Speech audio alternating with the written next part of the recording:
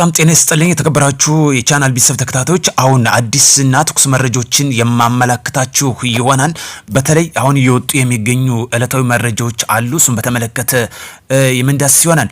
በተለይ ስለ ጽንፈኛው ቡድን አሁን መሽጎ የሚገኝበት ጉዳይ አለ። የደረሰ መረጃ ወይም ጥቆማ አለ።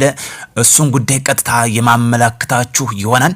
በተለይ ይህ ቪዲዮ ላይክ፣ ሼር እና ሰብስክራይብ እንዲሁም ታደርጉ ዘንድ በተለይ ሼር ታደርጉ ዘንድ በአክብሮት ጠይቃለሁ። ጽንፈኛው የሚገኝበት መሽጎ ማለት ነው።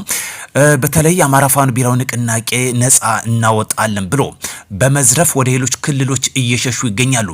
በዚህም አሁን በወጣው መረጃ መሰረት በደረሰ መረጃ መሰረት አሶሳ ከተማ መሽጎ ይገኛል። በአሶሳ ከተማ በተለይ የዘረፈውን ከፍተኛ የንግድ እንቅስቃሴ ላይ ተሰማርተው ይገኛሉ። የዘረፉትን በርካታ የፋኖ ታጣቂዎች አሶሳ ላይ የዘረፉትን ብር ወደ ንግድ ላይ ተሰማርተው እንደሚገኙ ያመላክታል።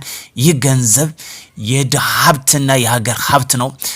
የሚመለከተው አካላት ወይም የደህንነት አካላት በተናበበ በተጠና በተጨባጭ መልኩ እንዲዙ ማሳሰብ ፈልጋለን። በርካታ የጽንፈኛ ቡድን የዘረፈውን ገንዘብ በአሶሳ እንደሚገኝ ነው። ሌሎችም መረጃዎች አሉ። በተለይ ወደ ደቡብ ክልሎች በተለይ ከተሞችና ቀጠኖች እንደሸሹም ያመላክታል። በዋነኛነት ግን አሶሳ ላይ መሽጎ እንደሚገኝ ነው የተገለጸው። ስለዚህ የሚያመላክተው ይሄ የአማራ ነፃ አውጪ ነን የሚሉት አሶሳ ላይ መገኘታቸው ነው። በጣም አነጋጋሪ የሆነው ደግሞ ቁጥራቸው ቀላል አይደለም። እንደ መረጃው ምንጭ ከሆነ ቁጥራቸው በርካታ የፋኖ ታጣቂ የነበሩ አሁን ንግድ ላይ ተሰማርተው የሚገኙ ዘርፈው የሸሹ ናቸው።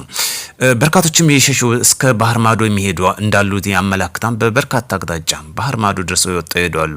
ይሄንን ዘራፈው ክልላቸውን ራሳቸው ዘርፈው የወጡበት ጉዳይ ነው። እዚህ ጋር በተያያዘ የኦሮሚያ ፕሬዚዳንት እንግዲህ ሽመልስ አብዲሳ ስለ ታጣቂዎች መልእክት አስተላልፏል። በተለይ በእነ ጃልማሮ የሚመራው የኦነግ ሸኔ ታጣቂ ቡድን ለመነጋገር ለመደራደር እስከታች ወርደን ሙሉ ፈቃደኛ እንደሆነ ገልጿል። ከዚህ በፊትም ሲገለጽ ነበር። አሁንም ይህ በር ክፍት መሆኑን አመላክቷል። በተመሳሳይ መልኩ በአማራ ክልል ያለው ጉዳይ ይሄ ነው። ነገር ግን ነፃ እናወጣለን ብለው መልሰው ራሳቸውን ክልል እየበሉ እንደሚገኙ ነው የተገለጸው። ሌላኛው ታጣቂዎች መንግስት የዘረጋላቸው ሰላም ጥሪ ተቀብለው ገብቷል። የኮማንዶ ፍቅሩ ሙልየን መንገድ ተከትለዋል። ፍቅሩ ሙልየ እንግዲህ መንግስት የዘረጋላቸው ሰላም ጥሪ ተቀብለው ሲገባ እንዲሁም የሱን ፈለግ የተከተሉ ላስታ ታጣቂዎችም መንግስት የዘረጋላቸው ሰላም ጥሪ እስከ ሙሉ ትጥቃቸው ተቀብለው ገብተዋል። በተለይ በላስታ በደቡብ ጎንደር ዞን ላስታ ያሳምነው ጽጌ ብለው በራሳቸውን በመሰየም ሲንቀሳቀሱ የነበሩት የፍቅሩ ሙልየን ፈለግ በመከተል በዛሬው ዕለት መንግስት የዘረጋላቸው ሰላም ጥሪ ተቀብለው ገብተዋል። ቲፒኤፍ እንግዲህ ጥሩ ሁኔታ ላይ ይገኛል። አርሚ 11 ታጣቂዎች እየከዱ ወደ ቲፒኤፍ ወይም ደግሞ የትግራይ ነጻ መሬት አውጪ እየተቀላቀሉ ነው የሚገኙት።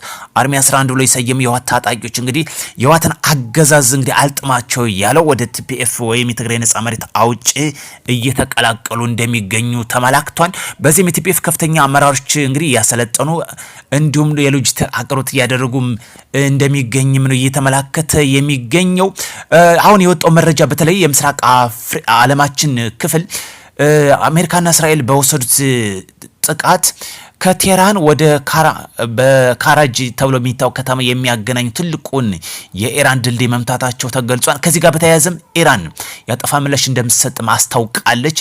በተለይ ወደ 5 የሚደርሱ ይፋ አድርጋለች። ይህን ጥቃት በተወሰደባትን መልስ አጠፋ ምላሽ እንደምትሰጥም ወደ 5 የሚደርሱ የምስራቅ ዓለማችን ክፍል ድልድዮች ይፋ አድርጋለች። በተለይ በሳውዲ በኩዌት እና በተባበሩት አረብ የሚገኙ ትላልቅ ድልድዮችን ኢላማ ውስጥ እንዳስገባች ነው የተገለጸ የሚገኘው እንዲሁ በዱባይ ማለት ነው። ስለዚህ ኢራን የከፋ ጥቃት ልትሰነዝር እንደምትችል ከወዲሁ የተገለጸ ይገኛል። በተለይ ይህ ድልድይ በዋነኛነት የሚያገናኘው የኢራን ዋና ከተማ ቴህራንን እና ካራጅ ተብሎ የሚታወቁ የሁለቱን ከተሞች የሚያገናኝ አንጋፋ ድልድይ እንደሆነ የተጠቀሰው። ለዚህ ደግሞ የአጸፋ ምላሽ ከወዲሁን ይጠብቁ ብላ ኢራን ይፋ አድርጋለች ማለት ነው። ስለዚህ የምስራቅ ዓለማችን ክፍል ወደ ከፍተኛ ደረጃ እያመራ መሆኑን በግልጽ የሚያመላክት ጉዳይ ነው። ውድ ቻናል ተከታታዮች የሀገራችን መከላከያ ሰራዊትን በጥሩ ቁመና እንደሚገኝም ተመላክቷል። በተለይ በሶማሌ ቦርደር ላይ የሚገኘው በአስተማማኝ ዝግጅት ላይ እንደሚገኝ ተገለጸው። የኮሮ ኢንስፔክሽን ቡድን በግዳጅ ቀጠና የሚገኘው ክፍሎች የታጠቋቸው ወታደር ትጥቆችና የከባድና የቀላል ተሽከርካሪዎች የግንኙነትና የሕክምና መሳሪያዎች እንዲሁም የሰራዊቱን ወታደር ቁመና በመፈተሽ ለግዳጅ ብቁ ቁመና ላይ እንደሚገኝ ተመላክቷል። ውድ ሰላምና ሰላም ወዳድ ኢትዮጵያውያን ለሰላማችን ዘብ እንቁም፣ ጽንፈኝነት ይውደም። ለሀገራችንና ለክልላችን የሚያስፈልገው ሰላም ነው። ታጥቃችሁ የምትንቀሳቀሱ ወንድሞቻችን መንግስት የዘረጋላችን ሰላም አማራጭ ትጠቀሙበት ዘንድ እናሳስባለን። ለአብነት ያለ አሁን ሰሞኑን ከተመለከትናቸው 8ኛ ዓመት አዲስ ለውጥ ከጀመረበት ወዲህ ምን አንድምታዎች መጡ? ምን ለውጦች መጡ? ሌሎች ማስተባበያ የተሰጡ እየተመለከትን ነበረ። የድሮንና የታንክ እየዘነበብን የምን ምርጫ የምን ለውጥ መጣ የሚል ብዙዎች ጊዜ ይነሳል። እነዚህ ጉዳዮች አንድ መፍትሄ አለው። በሰላም በንግግር በድርድር መፍታትና ወደ ልማት ማዞር ነው። የጥይት ድምጽ የማንሰማበት አየር ንጹህ አየር የሚተነፍስበት መፍጠር እንችላለን። ራሳችን መላጭ ስበን ራሳችን አስጮኸን ራሳችን ምንጮህ ከሆነ ይህ የፖለቲካ ሽፋን ልናደርገው አንችልም። ሰሞኑን ከተመለከትነው ጠቅላይ ሚኒስትር ዶክተር አብይ በተለይ ጭስ አልባ ተሽከርካሪዎችን እንጠቀም ሲል ነበር ህዝብ በፊት፣ ወይም ደግሞ የኤሌክትሪክ ተሽከርካሪዎችን። ሀገራችን ለምሳሌ ታላቁ ህዳሴ ግድብ ተጠናቋል። የኤሌክትሪክ አገልግሎት አቅርቦት አለን፣ ጥሩ ሪሶርስ አለን። ለዚህ ደግሞ እንደ ዋነኛነት የኤሌክትሪክ ተሽከርካሪዎች ብንጠቀም አሁን ዋጋ እያስከፈለ የሚገኘው የነዳጅ እጥረትን በእጅጉ ይቀርፋል። ይሄ እንደዚህ አይነት ራዕዮችን ሰንቆ መስራት ቀላል አይደለም። ልክ ጉዳዩ ችግር ከመፈጠር በፊት የሚያመላክት መሪ በእጅጉ ሊደነቅ ያስፈልጋል። ይህ ችግር ሳይፈጠር ጥሩ አመላካች ጉዳዮችን አስቀምጦ ነበር። ሰሞኑን በምሳሌ በባህር ዳር፣ በአዲስ አበባ በተለያየ የክልል ትልቅ ከተሞች የሚባሉት ማለት ነው ኤሌክትሪክ ተሽከርካሪ መኪኖች እየገቡ ነው የሚገኙት። ህዝብ በፊት ጠቅላይ ሚኒስትሩ ባስቀመጠው ራዕይና አጀንዳ ፕሮግራም መሰረት ነው አሁን ለተፈጠረው የነዳጅ እጥረት እንደ ዋነኛነት እንደ ጀርባ አጥንት እያገለገሉ ይገኛሉ። ይህን ለማንሳት በዋነኛነት ያስፈልገው ችግሩ ከመፈጠሩ በፊት የሚያመላክት ራዕይ ያለው መሪዎችን ብንሰማ እንጠቀማለን። ጠቅላይ ሚኒስትሩ ይህን በዋነኛነት አመላክቷል።